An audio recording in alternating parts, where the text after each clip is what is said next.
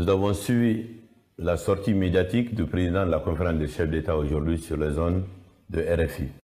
Avant tout, nous regrettons cette sortie solitaire, irresponsable et inappropriée à l'égard du peuple souverain de Guinée.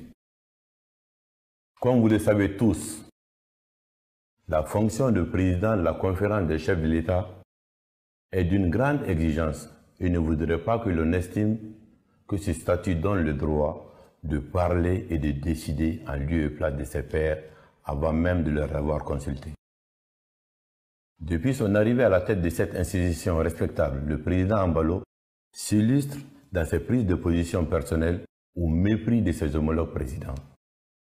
D'abord, le bon sens et le respect de notre sous-région voudraient que l'on s'abstienne d'organiser des sommets de la CEDEAO en dehors des terres d'Afrique de l'Ouest. La jeunesse consciente africaine pleure dans son âme que son sort et sa situation soient décidés d'avance par quelqu'un et à des milliers de kilomètres. Cela démontre clairement aussi le manque de rigueur en soi à certains moments. À lui entendre et à le prendre au mot, en imposant à ses pairs la tenue de ce sommet en dehors de son espace géographique, son leadership aura permis de donner l'occasion aux autres de ne pas nous prendre au sérieux, à moins que ce ne soit son objectif.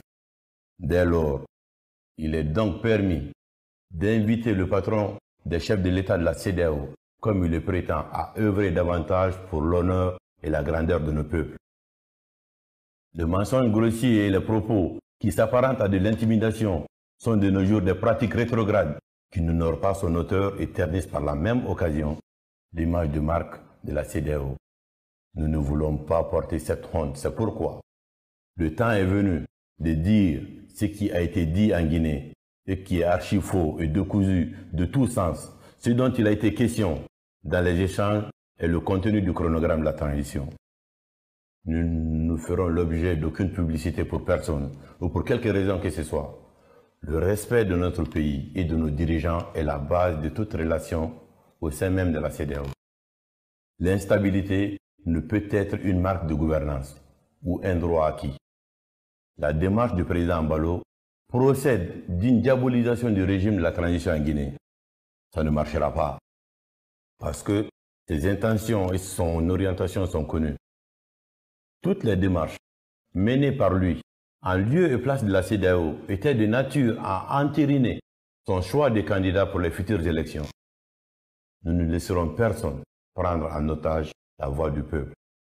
Si cela nous vaut de l'acharnement, nous voulons rassurer la communauté nationale et internationale que le peuple souverain de Guinée sera au rendez-vous de l'histoire parce que nous ne reculerons pas.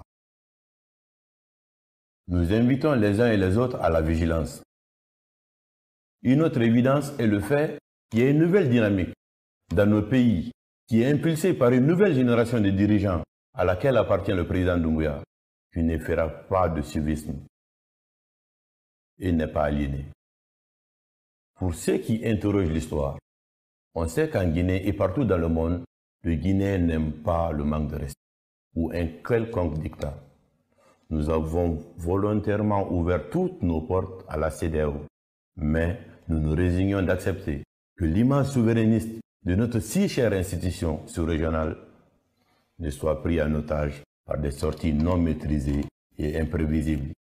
Président Embalo, qu'est-ce qui nous a été proposé pour une sortie de transition, à part le calcul arithmétique de jours et de mois? La situation guinéenne n'est-elle pas la résultante de l'inaction et du mutisme de la CEDEAO dans l'accompagnement de faits dans la violation de la Constitution? Nous assimilons cet acharnement au fait que les actions de rectification institutionnelle en cours dans notre pays soient du mauvais goût pour certains qui voudraient nous replonger dans les erreurs du passé. Chaque pays a ses réalités et nous assumons les nôtres. C'est la raison pour laquelle nous avons consulté l'ensemble des forces vives de la nation pour proposer un contenu à notre transition. Il est important qu'il y ait un peu de retenue dans certaines prises de parole pour ne pas se donner un spectacle aux yeux du monde. On ne peut malheureusement pas se permettre de parler comme des acteurs des réseaux sociaux pour comptabiliser le nombre de vues. Nous ne permettrons à personne que la presse soit la voie par laquelle un responsable choisira pour parler de notre pays et en profiter pour s'accorder du crédit en disant des choses qui n'ont jamais fait l'objet d'échanges. La première sortie n'a pas fait l'objet de réaction parce qu'il avait été estimé qu'il fallait de la hauteur. La vérité est que quelqu'un se permet de dire ce qui n'a pas été dit et veut faire croire cela aux gens. On n'est pas dans une émission de guignol ou de télé-réalité. Il s'agit de relations diplomatiques entre des États responsables qui requièrent le respect. Au sujet des sanctions pré-proclamées, nous répondons que ce n'est pas une surprise venant du président Embalo. Nous regrettons ces propos qui s'apparentent à de l'arrogance contre notre pays et un dictat aux autres chefs d'État de la CEDEAO. Ce qui reste sûr, les prises de position du président Bissau-Guinéen ne seront pas de nature à détériorer les relations historiques, séculaires et fraternelles entre nos deux peuples.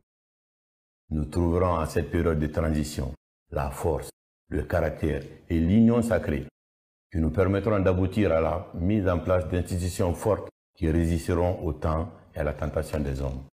Nous voulons à cette période cruciale pour notre pays pouvoir compter sur l'accompagnement de tous les partenaires sous l'égide de nos frères de la CEDEAO.